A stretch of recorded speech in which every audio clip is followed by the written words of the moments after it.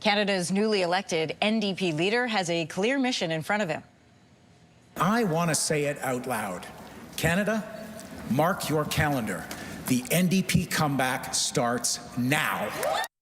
Avi Lewis won the leadership with 56% of the vote, but as the party looks to revive and rebuild itself after a historic defeat that ended with the loss of official party status, the new NDP leader faces an uphill battle. So for a closer look at how he's going to rebuild, we're joined in studio by the newly minted NDP leader, Avi Lewis. Good morning. Good morning, Anne-Marie. First of all, congratulations. Thank you so much. I just want to also start out by giving our condolences on the loss of your father just 2 days after your win. You know, you and I were chatting off camera, and I was curious, did you have the opportunity to share your win with him? Oh, I did. I mean, a year ago when I decided to do this, he was like, he'd been sick for 8 years with this cancer that was supposed to kill him in 3 months. And he survived for 8 years. He had incredible force of will, my dad. A very, like, his principle, his political passion, and his personal will were all fused, you know? And he said, I'm gonna stay alive and see you win. Wow. And he hung like a prophecy. on. It was incredible. Tell me about that moment when you were able to tell him. Okay. The results came in, unbelievable. Took the stage, gave the victory speech, got off the stage, did the first major interview, called the palliative care room where my family was all gathered around my dad's bed watching the results. And they put me on speaker, and, you know, I gave him the breakdown. I was like, Dad, I know they gave you the raw numbers, because he wanted the numbers, right? Yeah, He's a political junkie. I was like, this is the largest margin of victory in the one member, one vote period. This is the highest turnout. And my mom was like, do you hear him? Are you getting this? And he was like, yes. And I think that was the last thing that he said. Wow. What an incredible moment for both of you. I mean, my dad gave his life to causes, and he was so, his personal principle, he was a person of great warmth. He saw people's potential and lifted up other people. He mentored so many young people, sending them into incredible careers in international affairs and other things. And he just was unswerving. He was an unshakable person of warmth and will and political passion. And I feel like he passed on this great gift to me to be able to give him something back before he left us. And it was, honestly, I can't even believe this, what has the last 10 days of my life. Thank you for sharing that story, first of all. I want to make sure we honor you as a person and not only a politician. Speaking of you can't believe this, I mean, you were just pointing out to me in this studio, because you did used to work in this building, in a very different career path. You were working in music for Much Music. You said your desk is just over there. My desk is right over there in the weather set. Did you ever imagine that you would be sitting here as the leader of a federal NDP? I mean, when I was covering politics for Much Music in the 90s, I had no interest in being a politician. Although I came from a political family, I didn't see that as my path. Okay. And I think I just got to the point in my life where it was like, things do not have to be this hard in a country as rich and full of potential as Canada. Yes. Somebody's got to step up and do something, and ended up in politics. Okay, well, let's talk about the hard, because it is going to be a hard job in front of you. For sure. Your party's millions of dollars in debt. You lost official party status. I think it was Politico that said all the members of the federal NDP could carpool together in a minivan. So our caucus meetings are very intimate affairs. I had imagine the first one in Winnipeg. Table for six. So listen, you've got to rebuild the party. You've got to get back the money. You've got a really tall hill in front of you. What are you going to do? How are you going to do that? Well, I mean, we're going to keep going and get out across the country and talk to Canadians. It was such a beautiful experience to, you know, I was here 6 months ago. It was just at the beginning of the race. And I've been across the country, coast to coast to coast, just connecting with Canadians who are really struggling. And I think we have concrete proposals. We're not hearing from the other parties who are distracted with other things. And Canada needs the NDP right now. So it's really, I feel like it's really exciting. You have a very politically left perspective. And this country, and we've seen this just with the floor crosser recently, from the Conservatives to the Liberal, this country's pulling center. You are pulling further left. Your policies are about, government-run grocery stores, about, not approving new pipelines. These seem very antithetical to where the country is now, about becoming more independent and self-reliant. I'm not sure about that. In fact, our focus is on making the Canadian economy more independent.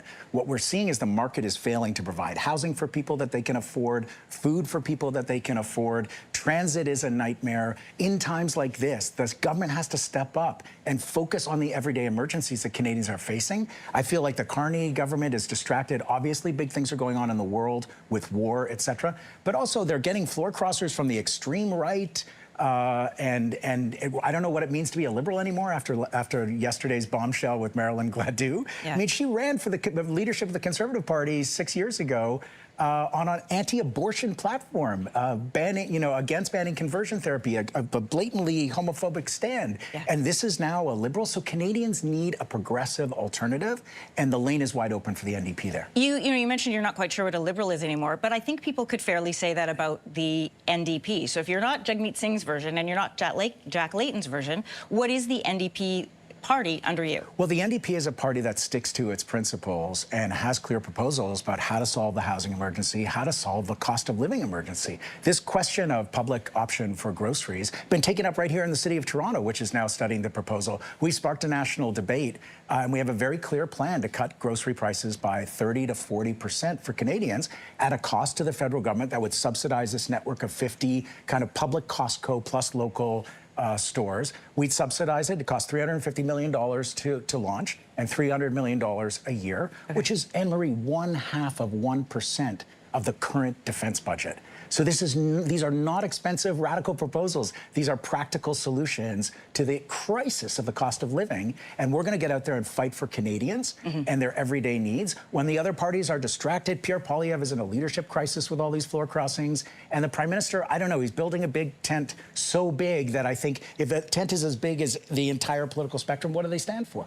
Well, let me ask you about your policies, because the question the NDP always gets is the checkbook one. Who is going to pay for it? You have repeatedly said we need to tax the rich in order to pay for this. But we know that some of these policies are going to take the investment from big business. If your message is tax the rich, how do we attract big business to invest? Because not all of this stuff can be paid for by taxpayers.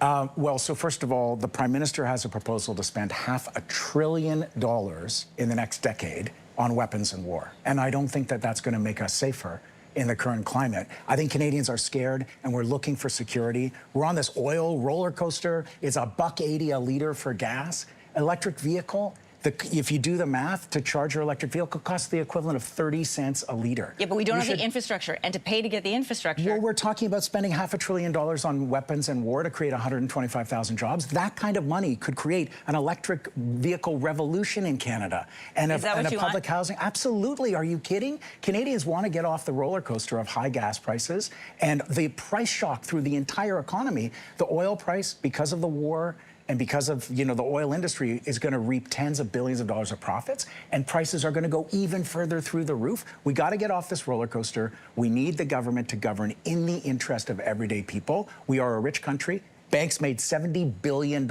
in profits last year. Canadians are suffering and weeping at the grocery store checkout.